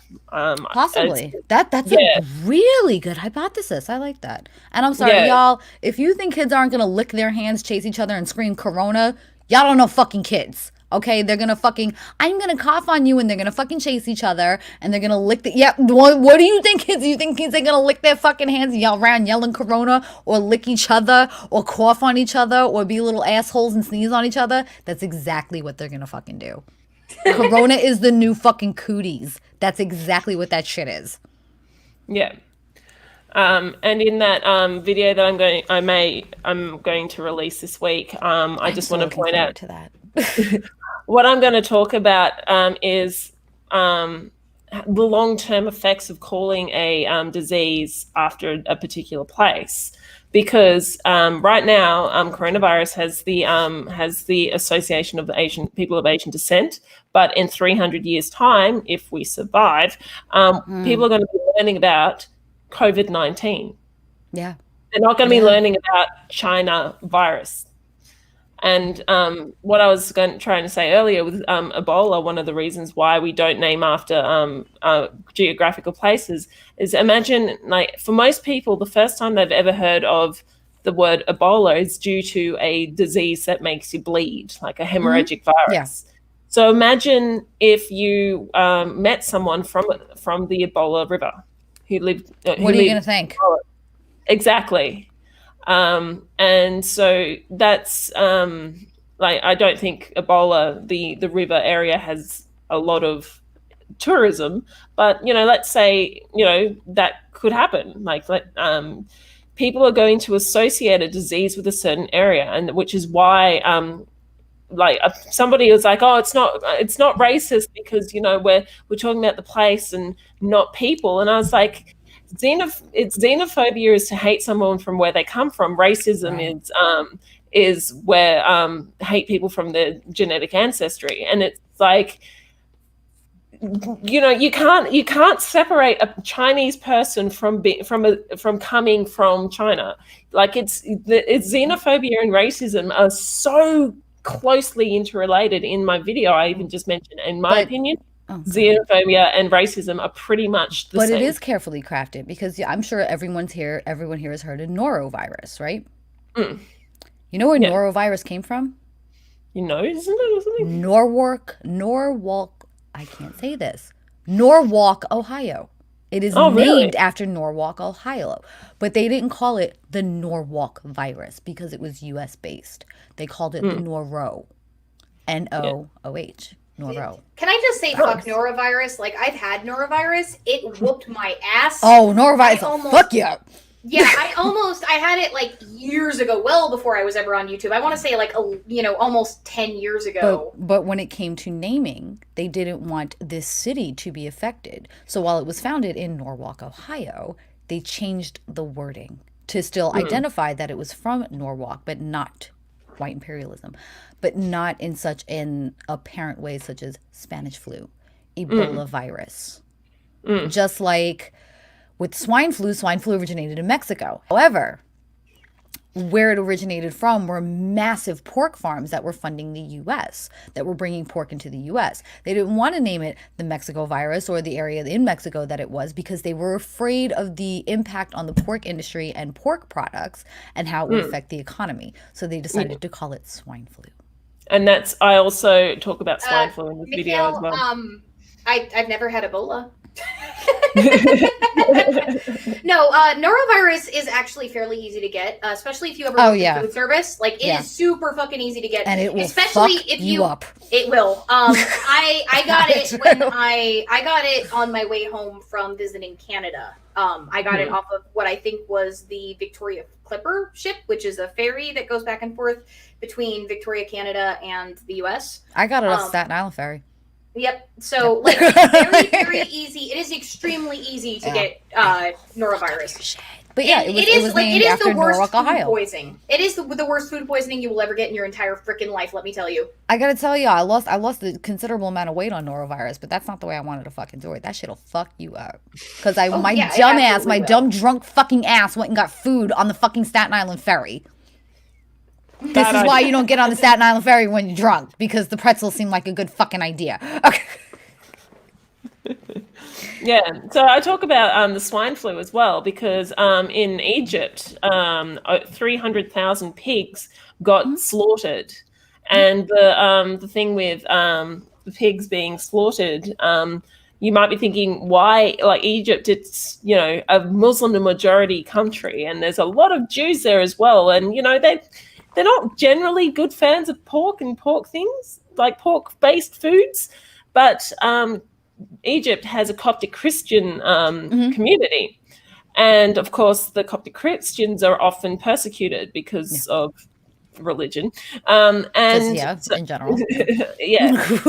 So when government officials came in and started slaughtering their pigs, that gave a lot of religious tensions within the thing, because it would make, they went, you're slaughtering our food source, you're killing, and so that's was it because of swine flu, or was it because they just wanted an excuse to religiously persecute the Coptic Christians in Egypt? If I'm not mistaken, during swine flu, there was like one pig in the Kabul zoo in Afghanistan, and they killed it because they were so afraid of swine flu that they killed the one fucking pig in the Kabul zoo. Yeah, it wouldn't surprise me. Yeah. So it's not just racism against people; it's also the unnecessary slaughter of animals. Yeah. That happened with bird flu as well. Mad cow disease. Mad cow disease. Mad cow disease is a little bit different, though. It is. It is a prion one, and it's hard to detect, and it's unstoppable. It's not treatable. Yeah, that prion. You and I have to sit down and talk about prion diseases one night, because prion disease the fuck out of me. Quick overview is a prion is actually a misfolded protein. And so once it folds, it tells the proteins around it, oh, this is how you're supposed to fold. And then all you need is one protein to misfold. And it's undetectable, and there's no way to figure it out, and there's no way to stop it. And you can't disinfect. You can't. You can't get a vaccine against it either. And it's just something that naturally occurs in your body. Like, your body just decides one day to fuck up folding one prion for nobody knows why. They have no test to determine if your body's going to do it. And once that one prion folds, you are fucked. And you don't find out until a considerable population of your prions have misfolded. And you're probably going to be dead within 6 months. 3 weeks. Yeah. Well, I've heard of people... the insomnia. Fatal insomnia. That prion disease takes a couple of months to kill you. Oh, it really? actually takes a couple of months for it to actually kill you. I've heard of people being diagnosed with the prion disease, and 3 weeks later they're dead. Oh, yeah. It attacks the brain. It takes the brain. Yeah, it takes... it's really... There's one that causes, like, literal, you don't sleep at all. Your brain will not sleep. And it takes a couple of months, but you eventually die of, like, exhaustion and delirium. Oh, and wow. your body can't reset itself, and your body can't rest. So your body just wears out. So that's insane. And it strikes at any point. Like, one day you just stop sleeping. So I have insomnia. It freaks me out. Okay. We actually are getting very close to where we need to wrap up. Just because I know that Nervardia, you probably need to get back to work fairly soon. Which, by the way, tonight, Jen and I are taking a little bit of break from after parties. We've had them for the last several episodes. Jen's not in a headspace to deal with it, guys, and I love you, but Jen needs some time. I need some time. I've had some stuff going on myself. I've also got this massive video I've got to do for this week. It's been a bit of stress getting that put together. So we're going to be taking a break from the after shows this week. If you guys want to hang out there, I might pop in later tonight and do some gaming. But I'm not sure if I'm going to be doing a large after party tonight. However, if you guys aren't a part of the Discord yet, the link is still in the description. It is an allyship space for both atheists and pagans. Jen and I co-own it together. By the way, we are both Kitty, admins. Mr. Noodles wants to say hi. He's right there under the bed. There he is. I have a cat that shows up every time I sit on video. There's one. So now we just point them out.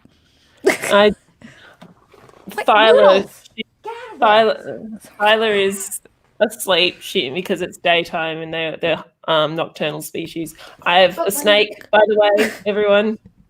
I love your snake. I have 2 snakes. One's Thyla, one's Lilith. This is Thyla's shed. Oh, she shed. Oh, yeah. I didn't know she was shedding. Yeah, no, she shed a couple of days ago, and Lilith shed yesterday. And her shed's significantly longer. I was gonna say, but we have 2 final questions that we always ask our guests at the end of every show. So the first question I'm going to ask, because our guest is an atheist. Yes. What do you think that pagans can do to better facilitate allyship between our communities? It's kind of... That one's a really hard one because there's not many of you, so I can't actually say this is what you Trust can do. me, there's because, a lot of them. You just haven't found all of them yet. I keep Yeah, finding new ones exactly. every week. Every week. Yeah. If my server is anything to go by, there's more of us than you think. I swear, like every week there's a new one that I come across. It's like, oh, I'm like, fuck, Jesus, what? I thought I was breeding the Where tech are gremlins, you know? You're growing at an exponential rate. Are you sure They're you're not growing like the tech gremlins in my fucking pantry. Like, I don't know which one's going faster at this point.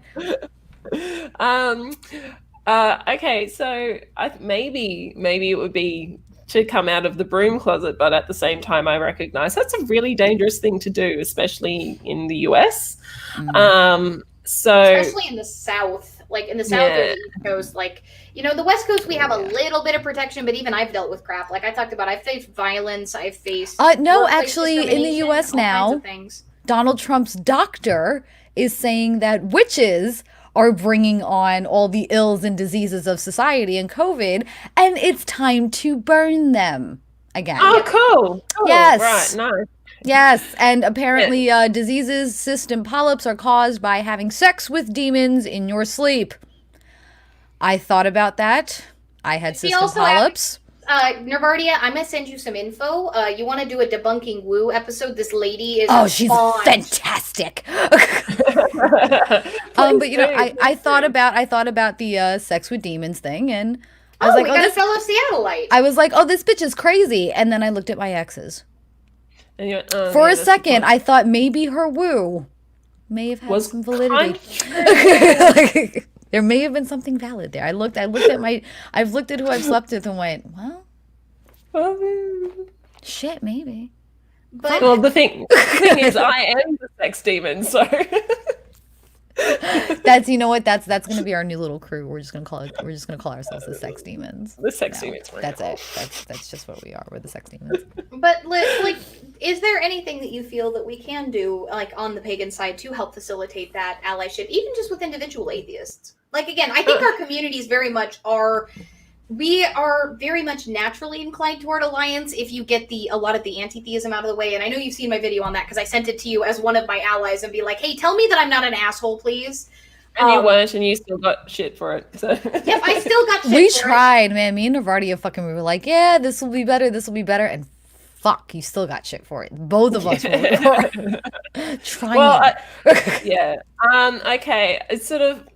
This is not the pagan's fault, and I'm totally recognizing this is comes from where it comes from, but don't immediately think that atheists are going to shit down your throat, because although I understand where that comes from, don't get me wrong.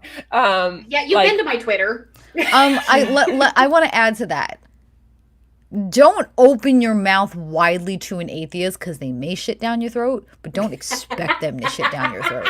Just open your lips open your lips a little bit. Don't give the sphincter the room to put the shit down the throateth. Yeah. That's a good way to approach that. That is true. Because fucking atheists are assholes. Jesus Christ. Says my atheist co-host to my atheist guest. Rocks. And we both fucking rocks. Fucking rocks. Rocks! Fucking rocks! No. Which is like a half step from the crystals the fluffy bunnies shove up their fucking ass when they're lighting fucking candles. So it's like, are we really gonna go to fucking rocks? Are we gonna make the step? Because that's where we're fucking going. Now we're gonna go for the fucking crystals. And now this is gonna be an argument with the fucking fluffy bunnies. Are crystals atheists? And the fluffy bunnies are gonna say no while they're sitting there with their fucking jade eggs, and the atheists are gonna say yes. This is where we're going. Then, where's witch? We need an angry witch because crystals were brought up. It took the entire stream. Oh, there she is. I summoned her. I know how to summon witch, damn it. I know how to summon witch. That's where we're gonna go. Somebody's gonna be like, "Are crystals atheists?" And then the fucking fluffy bunnies are gonna come in and be like, "No, they're not." Now we're gonna have atheists fighting with fucking fluffy bunnies. Carpathia, number one, thank you for being a patron. For those of you who are curious, by the way, I do have a Patreon. The link is in the description. If you've watched any of my content, and Nervardia knows this because I've ranted at her about it, my research materials are expensive as fuck. Like, some of these books cost upwards of $200 to $300. They do not exist online. Trust me, I have had an entire server attempt to prove me wrong on this, and they did not. because there's a lot of scholarly resources that were only printed for, say, a symposium, or like the paper never existed in an actual like journal, so it got printed once off of a scholarly imprint and they only made 1,000 of the book. But everybody on the fucking planet references this one book for this particular topic, so you still have to find it. I'm getting things like ex-library copies of stuff used and still having to pay upwards of $200. So if you guys want to help me with that, my Patreon is in the description below. There are various tiers to it. The lowest tier is just $1 per video, and I only put out 4 videos per month generally that I charge for. I don't, like, if I put out a bonus one, I'm going to be doing a bonus video every month where people who are $10 and above on the Patreon tier, they have a chance of getting drawn to negotiate a topic with me that I think I can cover well, that they're really interested in seeing. I will not charge for those, and patrons get an entire week with that video before I release it onto the main channel. So that's, and that's going to be bonus content for you guys. If you guys want to help me out with that, like I said, link is in the description below. I've got Patreon cards at the end of every one of my videos now. It really, really helps because, like, for example, Premiere Pro, as every, creator who uses it knows, that's $50 a month. Like, by itself. Subscription to JSTOR is an additional, like, between $30 and $50 a month, depending on which one you have. You've got subscriptions to scientific journals. You have subscriptions to, like, news services and things, because there's a lot of stuff that gets behind paywalls. And you also get things like the books that I was talking about, of which, like, for one of them, for example, I had to track down 4 books that was, 2 of them were upwards of $100. One of them was $70. Because they've been out of print for so long. So if you guys want to help that out, I do a shitload of scholarly research for my stuff. I would really appreciate you guys for doing so. But Carpathia, if you really want me to do that video, I probably can do a pissed off polytheist. It'll be a little bit, and I forwarded the information to a couple of people that I know would be very interested in doing it, like a bigger overview. But yeah, I'm thinking I might make a response at the very least to some of the allegations that she makes about so-called witchcraft and how that shit works. I also have a Patreon. I use it to pay other people's patron stuff. I have a Patreon too, which I am putting towards my subscriptions to make my shit and some extra bills. And I'm sorry, the goddamn cat, like, jumps up, wants to be held, comes over here, puts his ass in my fucking face. Now he's at the goddamn TV. I'm on a swivel stand. My TV's on a swivel stand, and he's like just hitting the TV, and I'm watching this thing get looser and fucking looser with his claws trying to tap on the fucking TV, and I'm like, right. So we have one other question. It's Jen, it's your turn. The final question of the interview. What do you think atheists can do to stop being assholes and being better allies? Besides rocks. Yeah. Besides fucking rocks.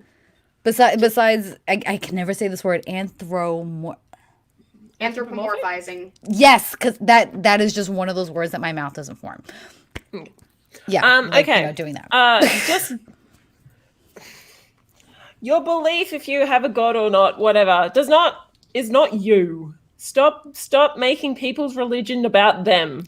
Like, don't go, you are Christian, therefore blah. Yes, therefore blah. Whatever. Like, you're a Christian, therefore you are good. You're a Christian, therefore you're bad. Like, and that's the same, not just atheists. I think every religion can do the same thing. I have met so many Christians who've gone, I am Christian, therefore I'm good. And then they turn out to be the biggest fucking wankers. Okay, fucking Daenerys, I know what is good. Now you're going to go burn the fucking world down for it. All right, Daenerys. Remember, the last bitch we heard say that was fucking crazy, okay? Remember. Yeah. So just don't look at a person and jump to conclusions about somebody if they are religious. Just and this is my thing for every single person. Don't be an asshole. Just don't be an asshole. Like, nobody needs to hear what comes, every fucking thought that comes out of your brain. You're not fucking original. You're not the fucking first person that's heard about it. You're not fucking superior about it. Take your fucking Reddit complex, go see a fucking therapist and figure out why you gotta be such a dick and straighten yourself the fuck out. I am actually thinking about doing a video of how to be a new atheist and talk about very similar common mistakes that atheists make. I will so do this with you. I will so. Do I see a collab being born on my channel? I'm just gonna hand you the login info from my Facebook and be like, you know what? Just because there's a lot of, like, every single person goes through the angry atheist stage. Yeah. I did. Everyone does. I didn't. And I talked about that in my I talked about that in my Are you sure you're just not perpetually angry, though? I think I'm perpetually angry, but I was never angry at God. That was like the one thing I was not angry at. I was just like, oh, okay, this doesn't make sense for me. Cool. Like, that was the one thing I wasn't New York angry at. Yeah. Everything else is fair fucking game, though. But I wasn't the angry atheist. My atheism, I was just like, yeah, okay. Yeah. Let's talk about why they're not represented. That's where I went with mine. So Nervardia, by the way, I will send you some DM information, but there was a paper actually written on the new atheist movement that you might find interesting. Awesome, thank you. I appreciate that. The fucking, you know what? Can we make the new atheist movement the old atheist movement? Because it's like that shit grew up. It's now in like student loan debt. Like, it's living back in its parents' basement. It's on Tinder, drinking box fucking wine from Aldi. Like, can we mature it? All right, so where can we find you, and what sort of stuff do you make? Like, obviously, I introduced you as a science communicator, but where can we find you, and what kind of stuff do you make? Links are in the description, by the way, to Nervardia's channel. Okay, so I missed a bit of that because for some reason things stopped working. So can you repeat that question, please? I said, so what kind of stuff do you make, and where can people find you? And I mentioned links are in the description to your channel. Obviously, I do that for all of my guests. Links are in the description for Jen's too. If for some forsaken reason you happen to be hanging out here and are somehow not subscribed to her. Things stopped working because Nervardia lives in a place that doesn't exist. Yeah, no. Like, this is what I get for having a NASA shell on. Like, we put it in the thumbnail, and now NASA knows that we're onto her. Like, you guys remember that movie Contact with Jodie Foster? Yeah. Our contact connection dropped. This never happened. Yeah. You know, we were in contact, and we're gonna wake up, and everyone's gonna be like, this never happened. It's the portal. The portal shut down. That's what it was. Yeah. I'm gonna go watch that now after this. You know that. But the thing is that every time I hop on the internet, I have to destroy an entire star to get the portal going. To get the portal working. You feel special. A particular star is now dying because of you. Oh, fuck those bitches. We haven't seen them. See, you have to remember, I live in America, and when we don't see something, it doesn't exist. And we have too much light pollution. So the star you killed probably doesn't even fucking exist here, so nobody gives a shit. Nah, it's just a brown dwarf anyway, so no one really cares. Oh, yeah, nobody gives a shit. You can't see it. They don't fucking care. They don't fucking exist. Okay, I am...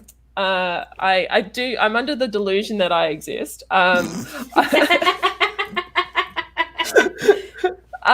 So my channel is Nervardia. I do a lot of science communication. I do a lot of, yelling at things occasionally. I used to do a lot more religiously based stuff, but I seem to be moving towards advocating for things.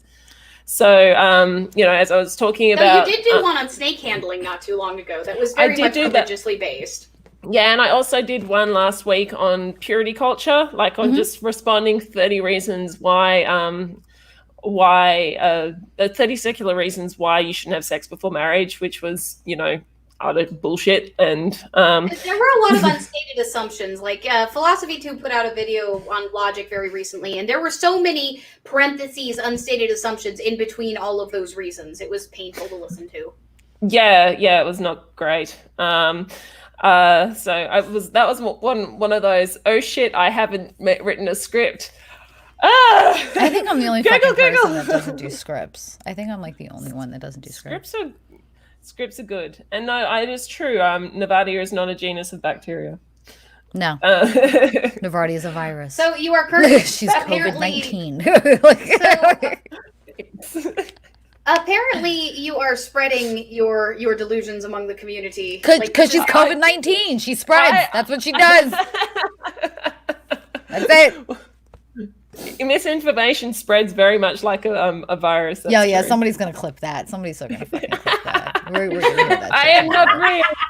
Nervardia is the this is gonna be virus. clipped. And and I'm going to remind everybody, we are not using this in a medical context, and we are not using this in any way seriously. If you tell somebody who is religious, or like even just somebody at all, that they are quote unquote delusional, you are using a medical term inappropriately. Don't forget that we have people who are schizoaffective in our communities. We have Those people communities. Yes, and in our communities, that's why I said plural. We have people who are schizoaffective in our communities. We have people who have, different disorders and things that can cause those sorts of symptoms. And then there are people like Jen and I, which can have those sorts of symptoms show up if we take the wrong medications. So for those of us who suffer, I know I've had a psychotic break in my 20s before. But you and I talked about just the right amount of stress.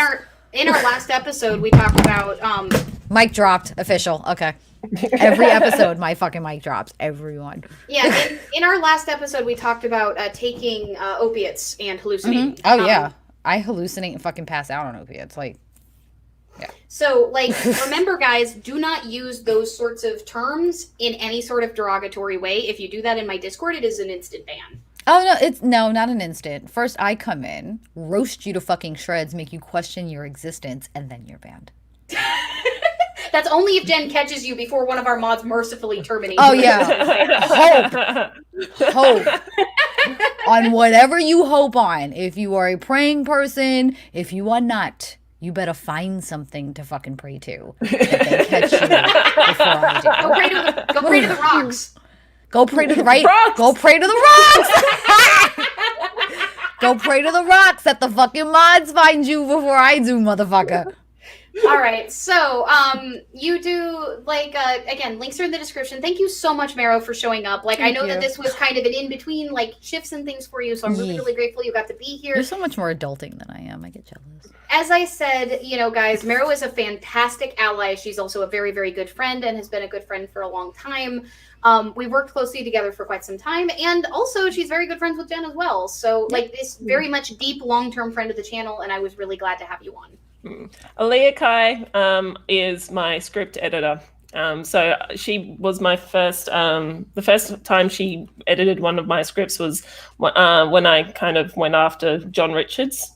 And she did an amazing job editing my scripts for me. And so if you do actually have a YouTube channel, go and get her to script edit things for you. I do pay a shit. And fuck you, I'm paying you. Shit. I pay you shit. Fuck you, I'm paying you is the running joke between the two of us. You will bury it in script just to make me point it up. In your current script, by the way, Nervardia, I left you a present. And that John Richards interview, I needed to pray to rocks to get through that motherfucker.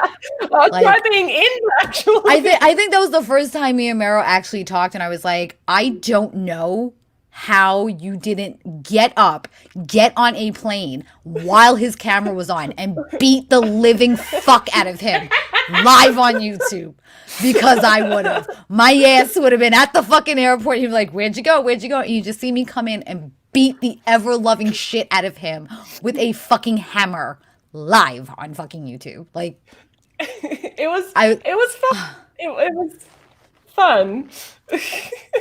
Okay, you fucking masochist. I mean, shit, I thought I had a kink. All right, Nervardia. No, it wasn't. Okay. Complain. I have a feeling that interview is going to be coming up like in the next. Oh, for the rest of your life, that's going to be coming up. Are you kidding me?